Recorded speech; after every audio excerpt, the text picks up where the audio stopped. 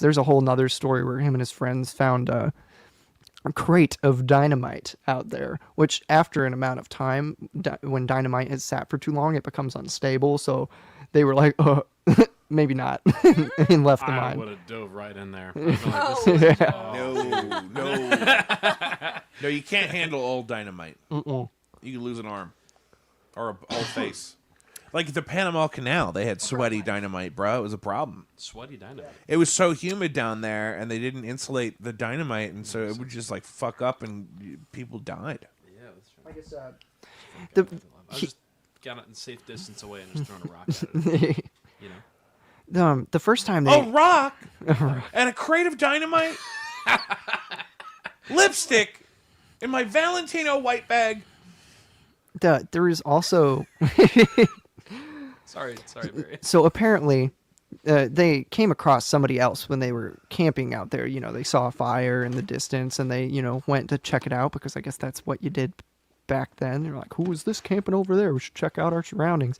And it was just some dude camping out by himself, and he described having encounters with this critter. He's like, yeah, I've heard stuff out in the woods and blah blah blah. So this person could have just been messing with them for all we know. Maybe it was his big hairy palms pressing into the tent. Like, I just think the most interesting thing to me is that it took place like long before the Patterson footage was even a thing.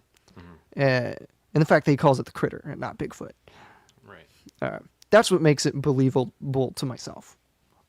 Also, I was just perplexed by the story in a medieval philosophy class where I wanted to literally talk about anything else than medieval philosophy. So I was like, yeah, Bigfoot, let's go. I love these cryptid stories, honestly. I grew up on this stuff. They tried to ban the books from my elementary school, same era when they were trying to, like, the PTO moms were trying to ban Harry Potter and stuff because it was magic.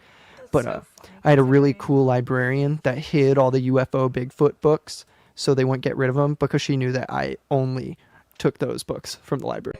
That's a beautiful story, Barry. High five. Follow us wherever you get your podcasts. Please subscribe, rate, review, interact in some way. We have an Instagram page for the show at Jacob V Weekly where we post exclusive content and clips and highlights from previous episodes.